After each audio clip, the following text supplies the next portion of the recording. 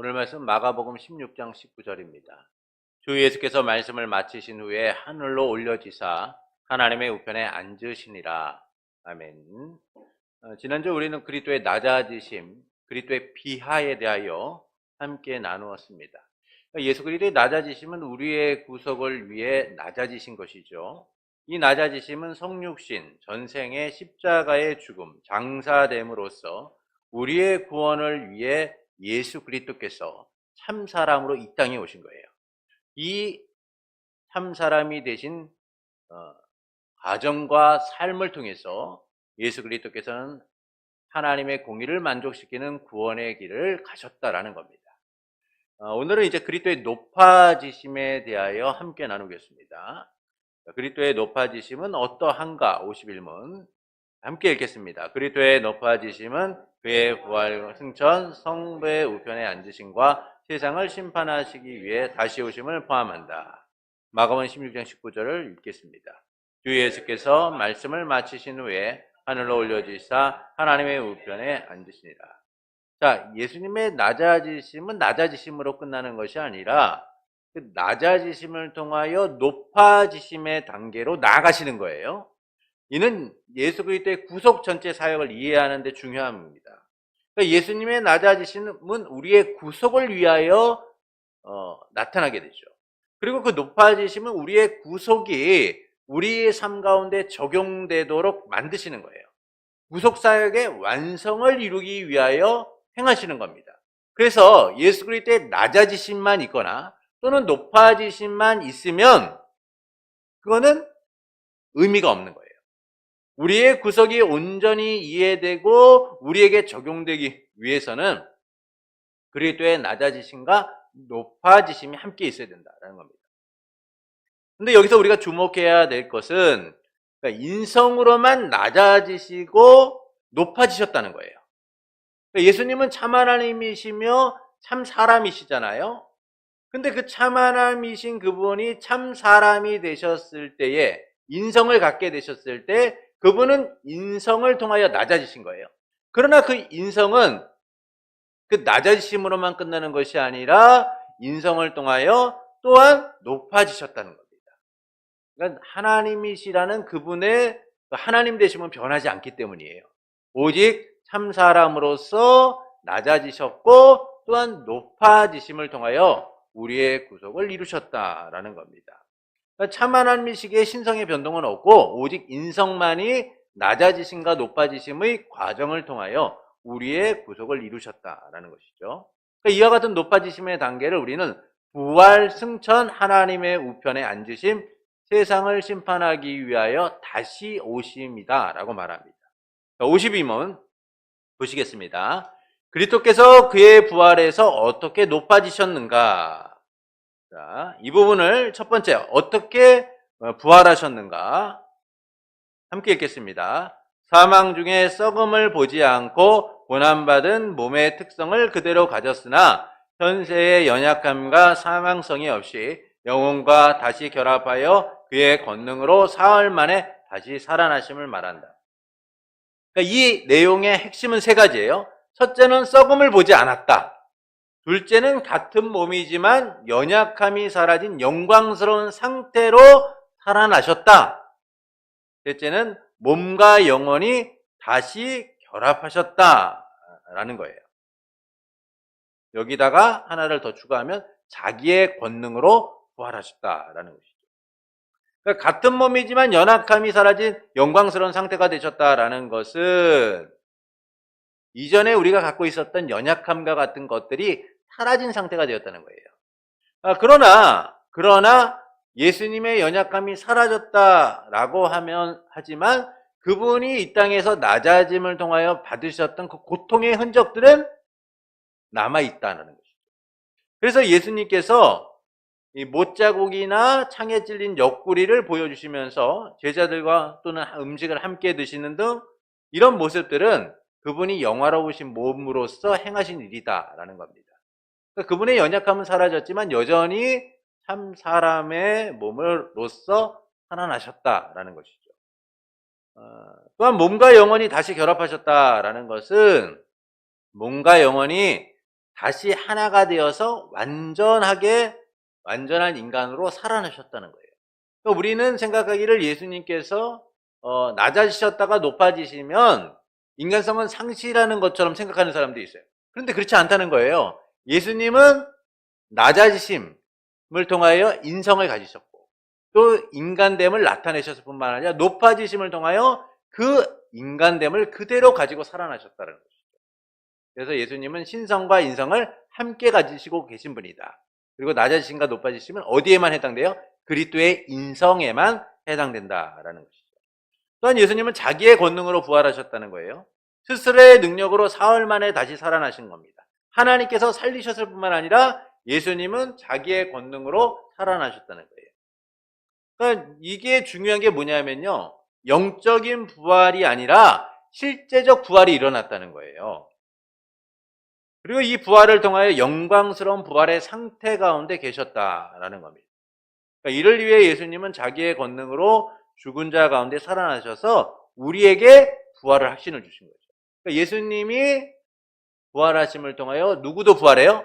우리도 부활할 수 있다는 확신을 갖게 된다라는 겁니다. 두 번째는 부활을 통해 선포하신 거예요. 함께 읽겠습니다. 하나님의 아들이신과 하나님의 공의를 만족시키시고 사망과 사망의 권세 잡은 자를 정복하신 것과 산자와 죽은 자의 주가 되심을 친히 선포하셨다. 자, 부활을 통해 예수님은 네 가지를 선포합니다. 첫째는 부활을 통해 하나님의 아들이심을 선포하는 거예요. 이는 예수님께서 참 하나님이심을 증명하는 겁니다. 두 번째는 하나님의 공의를 만족시키신 거예요. 십자가에서 세상 죄를 짊어질 하나님의 어린 양으로서 죽으심으로 우리의 죄를 위해 단번에 죽으심으로 하나님의 공의를 증명하셨다라는 것이죠. 그러니까 하나님의 공의가 완적돼야지만 하나님의 공의에 합당한 화목 제물이 되셔야 하지만 우리의 죄의 문제가 해결되는 거예요. 근데 예수님은 자기를 단번에 들이심으로 하나님의 공의를 만족시켜서 우리의 구원을 이루셨다는 거예요. 세 번째는 사망과 사망의 권세 잡은 자를 정복하셨다는 겁니다. 그러니까 예수님께서 십자가에서 마귀와 그의 일을 멸하셨을 뿐만 아니라 부활을 통하여 이 죽음과 그 권세 잡은 사단을 정복하셨다라는 것이죠. 넷째는 산자와 죽은 자의 주가 되셨음을 선포하시는 거예요. 이는 예수님께서 온 세상의 통치자 하나님의 나라의 왕으로서 우주적 통치를 행하고 계신다라는 겁니다. 결국 산자나 죽은 자나 모든 자의 주가 되셔서 우주적 통치를 행하시는 하나님 나라의 왕이 누구시냐? 예수님이시라는 거예요. 이것이 바로 예수 그리스도께서 부활을 통하여 선포하신 네 가지죠. 하나님의 아들이심을 선포하고 하나님의 공의를 만족시키심을 선포하고 사망과 그 권세 잡은 자를 정복하셨음을 선포하고 산자와 주가 되심을 선포하셨다라는 겁니다. 자, 세 번째는 부활이 주는 유익이에요. 함께 읽겠습니다. 예수님의 공적인 인물로서 자기 교회의 머리로서 하신 모든 것은 믿는 자들을 칭의하시고 대항하여 이기게 하시고 그들을 죽은 자 가운데서 다시 살리실 것을 그들에게 확신시키기 위한 것이었다. 칭의, 회생며 원수를 이김, 다시 살아나. 그러니까 예수님의 부활이 성도들에게 주는 네 가지 유익이 뭐냐면 은혜가 있어요. 그게 네 가지인데 첫째는 칭의, 의롭다 하심을 얻게 되었다라는 겁니다. 그러니까 예수님께서 부활하심을 통하여 우리 가운데 일어나는 놀라운 변화가 뭐냐? 법정적 신분의 변화인 거예요. 죄인 되었던 우리가 의롭게 되는 놀라운 법정적 신분 변화가 일어난 거예요. 판사가 무죄를 선고하는 것처럼 예수 그리스도의 부활을 통하여 우리는 이와 같은 법정적 신분 변화인 의롭게 됨을 누리게 된다라는 겁니다. 두 번째는 예수님의 부활로 새 생명을 얻게 되었다라는 거예요. 그러니까 예수님이 죄와 사망의 권세를 정복하심을 통하여 더 이상 우리가 이 죄와 사망에 얽매이는 것이 아니라 영생의 삶, 새로운 생명의 삶을 누리는 자들이 되었다는 거예요. 하나님의 자비롭고 은혜로운 통치를 누리는 삶을 살게 된다라는 겁니다. 세 번째는 예수님의 부활로 원수를 이기게 된 거예요. 예수님이 이기신 것처럼 우리도 원수를 대항하여 승리할 수 있는 확신 가운데 살아가게 되었다라는 것이죠. 부활의 능력이 우리 안에 역사하여 싸울 능력과 힘을 공급하는 거예요. 예수님이 부활하신 것처럼 우리도 원수를 대적하여 싸워 승리의 기쁨을 누릴 수 있다라는 확신을 우리에게 준다라는 겁니다. 네 번째, 예수님의 부활로 우리는 다시 살아나게 된다라는 것이죠. 그러니까 예수님께서는 잠자는 자들의 첫 열매가 되셨음을 보증하시죠. 그래서 우리도 마지막 날 예수 그리스도처럼 부활을 해서 살아가는 거예요. 예수님이 우리의 부활의 보증이 되심을 우리가 확신하는 가운데 살아가게 된다라는 겁니다. 53문을 보시겠습니다. 그리스도께서 그의 승천에서 어떻게 높아지셨는가? 승천을 통해 어떻게 높아지셨는가? 첫 번째, 부활하신 후 승천하시기까지 하셨다라는 거예요.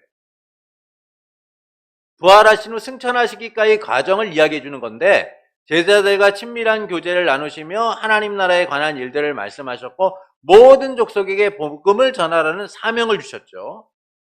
예수님께서는 제자들에게 부활하심을 드러냈어요. 그들이 부활의 사실을 믿도록 만드신 겁니다. 언제요? 부활하신 후 승천하시기 전까지 예수님은 자기의 부활이 사실이라는 사실을 제자들이 깨닫고 믿음 위에 서도록 만드셨어요. 그 대표적 사례가 뭡니까? 도마의 사례죠. 도마는 제자들이 예수님을 보았다, 부활하셨다라는 이야기를 듣는 순간 나는 도저히 믿을 수 없다. 내가 그분의 손에 못자국을 보며 내 손가락을 그의 못자국에 넣으며 내 손을 그의 옆구리에 넣어보지 않고는 믿지 않겠다라고 얘기해요. 사실 도마의 의심은 당연한 거잖아요. 여러분, 누가 부활한 자를 본 적이 있습니까? 역사상 부활한 자를 본 사람이 없어요. 그런데 제자들이 와서는 예수님이 부활했다라고 하니까 도마는 쉽게 받아들일 수가 없는 거예요. 그의 지식과 이해로는 내가 확인해 보지 않고는 믿지 않겠다는 겁니다. 그런데 예수님께서 도마에게 나타나 말씀하시죠. 내 손가락을 이리 내밀어 내 손을 보고 내 손을 내밀어 내 옆구리에 넣어보라. 그리하여 믿음 없는 자같이 되지 말고 믿는 자가 되라 라고 말씀합니다. 그때야 도마가 나의 주님이시오 나의 하나님이다 라고 고백하죠. 예수님의 부활을 인정하고 그분을 주권자로서 받아들이게 됩니다. 그때 예수님께서 너는 나를 본 거로 믿느냐? 보지 않고 믿는 자들은 복되도다 라고 하시죠. 그러니까 이처럼 예수님께서는 제자들이 그 부활의 확신 가운데 거하도록 자기를 나타내셨을 뿐만 아니라 제자들과의 친밀한 교제를 이루세요. 갈릴리 해변에서 그들과 식사를 나누시고 함께 교제를 이루시기도 하죠. 또한 승천하시기 전에는 제자들에게 복음의 증인이 될 것임을 말씀하세요. 하나님 나라 왕이신 예수님의 통치가 이루어지는 하나님의 나라를 말씀하시고 복음을 전하는 대사명을 감당하도록 하셨죠. 주님의 몸된 교회를 향한 일꾼들을 준비하시는 가운데 승천하셨다라는 겁니다. 두 번째는 어떻게 승천하셨느냐라는 거예요. 함께 읽겠습니다. 우리의 성품을 가지시고 우리의 머리로서 원수를 이기시고 그 사람이 보는 가운데 가장 높은 하늘로 올라가심을 말합니다. 자, 예수님의 승천은 우리가 예수님의 높아지심을 보면서 항상 기억해야 된 것은 예수님이 참 사람으로서 높아지셨다는 거예요. 참 사람으로서 낮아지셨고 참 사람으로 높아지셨다는 거예요. 왜 이게 중요하냐면요. 우리의 구속을 위하여 중요한 거예요. 그래서 예수님께서 하늘로 올라가셨다는 것은 참 사람으로 올라가셨다는 거예요. 그분의 신성만이 올라간 것이 아니라 그분의 인성도 함께 올라가셨다는 거예요. 우리와 같은 인성을 가지신 예수님이 참 사람으로서 하늘에 올라가셨다는 거예요. 또한 교회의 머리로서 원수를 이기신 거예요. 죄와 사망 마귀의 일을 멸하신 예수님께서 교회의 머리로서 승천하신 거예요. 예수님의 승천이 단순히 하늘로 올라가셨다는 것이 아니라 그분이 교회의 머리로서 승천하셨음을 또한 얘기해 줍니다. 그리고 사람들이 보는 가운데서 가장 높은 하늘로 올라가셨다라는 거예요. 그러니까 이는 단순히 우리가 보는 하늘을 이야기하는 게 아닙니다. 하나님의 보좌가 있는 영광스러운 곳으로 승천하셨다라는 거예요. 세 번째는 승천의 유익이죠. 함께 읽겠습니다. 승천하셔서 사람들을 위하여 선물을 받으시고 우리로 그것을 사모하게 하시며 우리를 위하여 있을 곳을 예비하시니 그곳은 곧 주님이 계시는 곳이요 세상 끝날에 재림하실 때까지 계실 곳이다. 자, 승천의 유익이 주는 세 가지. 예수님이 하늘로 올라가심을 통하여 우리에게 어떤 유익이 있느냐라는 거예요. 첫째는 선물을 주신다는 거예요. 우리 이 내용에 보면은 사람들을 위하여 선물을 받으시고라고 했지만 그 선물을 주님이 받으시는 것이 뭐냐면 사람들을 위하여 받으시는 것은 주시기 위한 거예요. 선물을 주시기 위하여 하셨다라는 거예요. 그러니까 예수님이 성령을 보내시고 성도들을 위한 다양한 은사를 주심을 이야기해 주고 있는 거예요. 두 번째, 하늘을 사모하게 하시는 겁니다. 이는 하나님의 나라를 소망하며 하나님의 선하신 통치를 사모하도록 만드는 것이죠. 예수님을 통해 우리는 하나님 나라의 시민권자가 되었고 그분의 승천을 통하여 이를 사모하며 살아가게 되는 거예요. 예수님이 하늘에 오르신 것처럼 우리가 하나님 나라의 통치를 누리며 살아가고 있다는 사실. 그래서 이 놀라운 말씀을 성경은 우리에게 뭐라고 하냐면 예수님이 하늘에 오르신 것처럼 우리도 하늘에 올라갔다라고 얘기해요. 우리는 지금 땅에 살고 있잖아요. 그런데 예수님이 하늘에 오르신 것처럼 우리도 하늘에 올라갔다는 거예요. 왜 그러냐? 우리가 그리스도의 주권적 통치 아래서 하나님 나라의 시민권자로서 살아가고 있다는 사실을 이야기해 주고 있습니다. 그래서 우리는 날마다 하나님 나라의 시민권자, 저 천국의 시민권자로서 오늘도 살아가고 있다라는 겁니다. 세 번째는 우리를 위하여 있을 곳을 예배하셨다라는 거예요. 성도들이 누리게 될 하나님 나라의 완성을 준비하고 계시다라는 겁니다. 그러니까 이처럼 예수님의 승천은 우리에게 은혜를 누리게 하시며 하나님의 나라를 사모하며 살아가도록 만드신다라는 것이죠. 53문을 보시겠습니다. 네, 그리스도께서 하나님 우편에 앉아 계심으로 어떻게 높아지셨는가? 함께 읽겠습니다. 그리스도께서 하나님이여 사람으로서 은총을 입는 것과 기쁨과 영광과 천지 만물을 다스리는 권세를 가지시고 모으시고 옹호하시며 그들의 원수들을 정복하시며 그의 사역자들과 백성에게 은사와 은혜를 주시고 그들을 위하여 간구하심에서다. 그러니까 그리스도께서 하나님 우편에서 어떻게 높아지셨는가? 하늘에 올라가신 그분이 하나님의 보좌 우편에 앉으셨다는 것이죠. 그러니까 이 하나님의 우편에 앉으심은 첫째, 참 하나님, 참 사람으로서 앉아 계신다라는 겁니다. 그러니까 예수님께서는 신성만이 아니라 인성을 그대로 가지신 채 높아지셔서 하나님의 우편에 앉아 계신다라는 것이죠. 둘째는 성부 하나님의 지극한 은총, 기쁨, 영광과 만물의 통치권을 가지신다는 거예요. 성부 하나님의 지극한 은총을 입은 것과 기쁨과 영광과 천지 만물을 다스리는 권세를 충만히 가지신다라는 겁니다. 그러니까 예수님께서는 승리의 왕으로서 성부 하나님으로부터 주어지는 은총과 기쁨과 영광을 누리시는 거예요. 또한 하늘과 땅의 모든 권세를 받아서 온 세상의 통치자로서 만물을 주관하고 다스리시는 분이다라는 겁니다.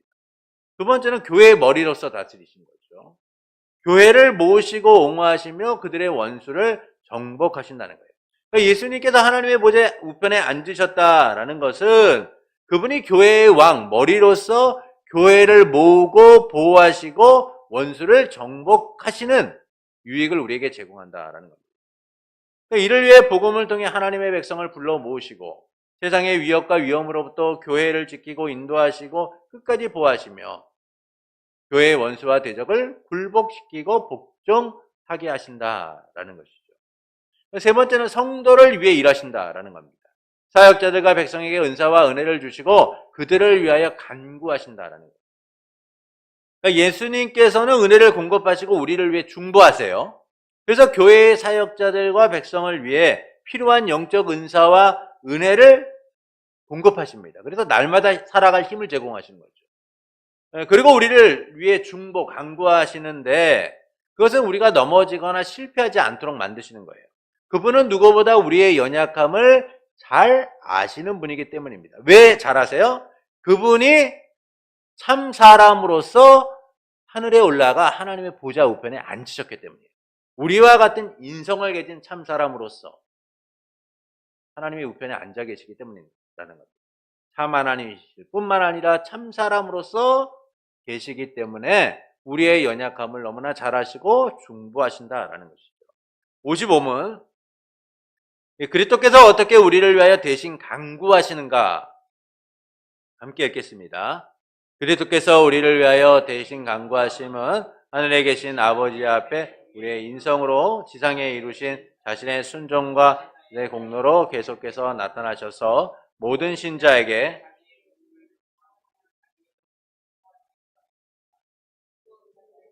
모든 비난과 고발을 답변하시며 매일 실수하지만 그들에게 양심의 평안을 주시며 이제 담대히 나아갈 수 있게 하시며 그들 자신과 그들의 봉사가 수납되게 하시며 예수님이 어떻게 우리를 위해 간구하시는가? 첫 번째 보시면 그리스도께서 우리를 위하여 대신 간구하심은 하늘에 계신 아버지 앞에 우리의 인성으로 지상에서 이루신 자신의 순종과 제사의 공로로 계속해서 나타나셔서 모든 신자에게 자기 공로를 적용하려는 자기의 뜻을 선포하심을 가리킨다라는 거예요.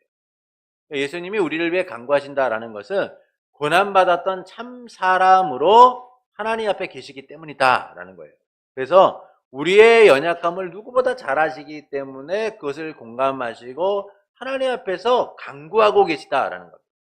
그래서 예수님은 그분이 이 땅에서 행하시는 완전한 순종과 그 제사의 공로를 하나님 앞에서 계속 나타내시는 거예요. 왜 우리를 용서해 줘야 되는지, 왜 우리가 그 은혜를 잊고 살아가야 되는지. 그래서 그분의 공로를요 모든 신자에게 적용되도록 하셔서 그분의 뜻을 적용되도록 그분의 뜻을 선포하고 계시다라는 겁니다. 그러니까 예수님이 하나님의 보좌 우편에 계시다는 것은 그분의 공로가 우리에게 적용되어서 그 은혜를 누리도록 하신다라는 것이죠.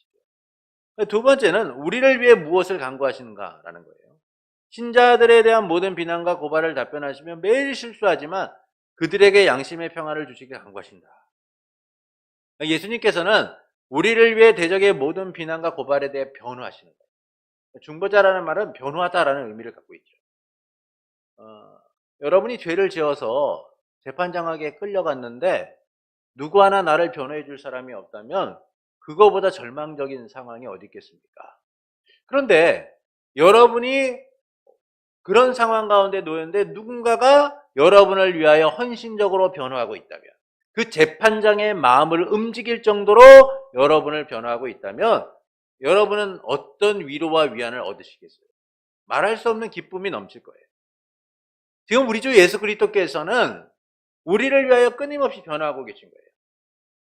사단이 우리를 고발하고 고소하고 넘어뜨리려고 하는 순간에도 하나님 앞에서 우리를 위하여 변호하셔서 우리가 정죄받지 않도록 하시는 것이죠.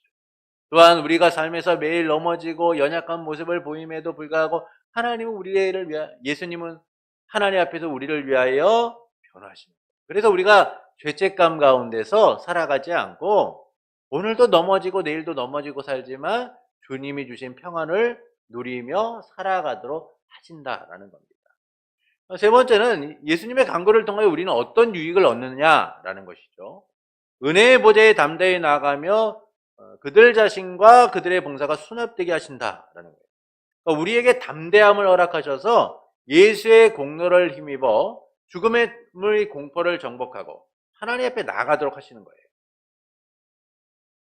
그리고 우리 자신을 하나님이 기쁘시게 받으시도록 한다라는 거예요. 사실 우리는 부족이나 허물이 많은 사람들 아닙니까? 그런데 우리를 하나님이 기쁘시게 받는다라는 것은 우리가 완전하고 부족함이 없기 때문이 아니에요. 허물도 많고 부족하고 너무 연약하지만 예수님께서 하나님 앞에 우리를 위하여 간구하심으로 우리를 기쁘게 받아들일 수 있도록 하신다라는 것이죠. 또한 우리의 봉사나 헌신과 섬김을 하나님이 기쁘게 받으시도록 하신다라는 거예요. 우리의 봉사, 섬김, 헌신은 하나님 보시기에 한없이 부족합니다. 여러분, 하나님의 수준을 우리가 어떻게 감당할 수 있겠어요? 여러분, 직장 생활하고 또는 사회 생활하면서 내 상사가 요구하는 수준에 우리가 도달하며 살아갈 수 있습니까? 사실 어려워요. 네. 그래서 스트레스 받잖아요. 도대체 저 사람 나한테 뭘 요구하는 거야? 저 사람은 왜 이렇게 나한테 힘들게 하는 거야? 우리가 사람과의 관계 속에서 나보다 높은 위치에 있는 사람의 수준에 이르는 것도 쉽지가 않은 거예요. 그런데 인간이 하나님이 원하시는 수준에 일한다? 우리의 헌신과 봉사와 섬김이 하나님을 기쁘시게 할 만한, 하나님을 만족시킬 만한 그런 수준에 이른다? 불가능하죠. 근데 하나님은요, 우리의 부족한 헌신과 봉사와 섬김을 기쁘게 받으죠. 왜 가능하냐? 예수님이 우리를 위하여 간구하시기 때문이에요. 우리의 부족함을 그분이 채우시기 때문인 거죠. 그래서 우리의 중보자 되신 예수님 때문에 우리는 하나님 앞에 담대히 나아갈 뿐만 아니라 하나님은 우리 자식뿐만 아니라 우리가 주님 앞에 드리는 것들에 대해서도 기쁘게 받으신다라는 겁니다. 자, 56문을 보시겠습니다. 세상을 심판하러 다시 오심으로 그리스도께서 어떻게 높아지실 것인가? 함께 읽겠습니다. 세상을 심판하러 다시 오심으로 그리스도께서 높아지심은 악인들에게 불의하게 재판을 받아 문제되신 주께서 마지막 날에 큰 권능과 자기의 영광과 그 아버지의 영광을 완전히 드러내면서 그의 모든 거룩한 천사들과 함께 큰 외침과 천사장의 소리와 하나님의 나팔 소리 가운데 다시 오셔서 세상을 공의로 심판하심을 나타난다. 자, 높아지심의 마지막 단계죠. 세상을 심판하러 다시 오심을 통하여 어떻게 높아지시는가? 첫 번째는 수치의 대상에서 재림을 통해 영광스럽게 오신다는 거예요. 그러니까 악인들에게 불의하게 재판을 받아 정죄받으신 예수님께서는 재림의 날에는요, 영광 속에 오신다는 거예요. 여러분, 예수님의 낮아지심을 생각해 보세요. 그분의 낮아지심은 어떤 낮아지심이었습니까? 영광의 낮아지심, 모두가 인정할 만한 낮아지심이었나요? 그렇지 않아요. 그분의 낮아지심은 세상의 조롱과 멸시와 천대와 십자가의 죽음을 견디셔야만 했던 낮아지심이에요. 수치와 조롱의 대상으로서 세상 속에서 그것을 감내하셔야만 했어요. 그런데 예수님께서 이제는 수치와 조롱의 대상이 아니라 영광 속에서 이 땅 가운데 다시 오시는 거예요. 그러니까 이 재림은 예수님의 높아지심의 완성이며 그분의 영광이 온 세상에 드러나는 때다라는 겁니다. 우리가 버리고, 우리가 외면하고, 우리가 멸시하고, 우리가 조롱했던 그 예수님이 얼마나 놀라우신 분인가를 언제 알아요? 재림의 그날. 영광 속에 오시는 예수님을 통하여 세상을 깨닫게 되는 거예요. 우리가 예수님을 믿지 않았던 것, 우리가 예수님을 비난하고 조롱했던 일들이 얼마나 큰 일인가를 그들은 영광 속에 오시는 예수님을 통하여 깨닫게 된다라는 겁니다. 두 번째는 어떻게 오시는가다라는 것이죠. 마지막 날에 큰 권능과 자기의 영광과 아버지의 영광을 완전히 드러내면서 그의 모든 거룩한 천사들과 함께 큰 외침과 천사장의 호령소리와 하나님의 나팔 소리 가운데 오신다. 예수님께서는 완전한 영광을 드러내시며 오시는데 그 영광을 드러내시는 과정에서 온 우주가 그 영광을 찬양하도록 만드시는 거예요. 그래서 모든 거룩한 천사들과 함께 오시고 세상을 향한 큰 외침이 일어나고 천사장의 호령소리, 하나님의 나팔소리와 같은 공개적이고 우주적인 선포들이 일어나도록 만드는 거예요. 올림픽을 마치고 선수들이 막 좋은 성과를 내면요, 카퍼레이드나 환영 행사들을 하잖아요. 그럼 막 사람들이 막 그들의 모습을 보면서 막 환호하고 막 해요. 그들의 그 영광스러운 모습에 사람들이 막 기뻐합니다. 근데 예수 그리스도의 영광스러운 모습은 단순히 우리나라라는 이런 국지적이고 제한적인 곳에만 해당되는 게 아니라 온 우주가, 온 세상이 그 영광스럽고 찬란한 모습을 경험하고 보고 깨달을 수 있도록 오신다라는 것이죠. 왜냐? 그분은 참 하나님이시자 참 사람으로서 이 땅에 큰 권능을 가지고 가장 영광스러운 모습으로 오시는 재림의 주이시기 때문이다라는 거예요. 세 번째는 왜 예수님이 다시 오시는가라는 겁니다. 세상을 하나님의 공의로 심판하기 위하여 오신다라는 거예요. 그러니까 예수님의 다시 오심은 세상을 하나님의 공의로 심판하셔서 최종적 승리를 이루시기 위함인 거예요. 하나님 나라의 완성과 극치를 이뤄서 하나님의 선하신 통치가 영원토록 지속되도록 만드는 거예요. 이 영원한 하나님의 선하신 통치가 완전하게 이루어지기 위한 무엇이 선행돼야 돼요? 원수의 처절한 패배와 멸망이 있어야 되는 것이죠. 그래서 예수님께서는 재림의 주로서 이 땅에 오셔서 하나님의 공의로서 세상을 심판하시는 거예요. 예수님께서 만왕의 왕, 온 세상의 왕으로서 세상을 심판하셔서 하나님의 선하신 통치, 하나님의 주권적 통치가 영원토록 이루어지도록 하시고자 세상을 심판하실 목적으로 다시 오신다라는 겁니다. 결론을 말씀드리면 예수님의 높아지심은 부활과 승천과 하나님의 우편에 앉으심, 재림을 통하여 이루어지게 되죠. 이를 통해 우리는 신자의 부활을 보증받으며 우리를 위해 준비된 처소와 주님을 통해 주어지는 영적 선물들을 공급받는 거예요.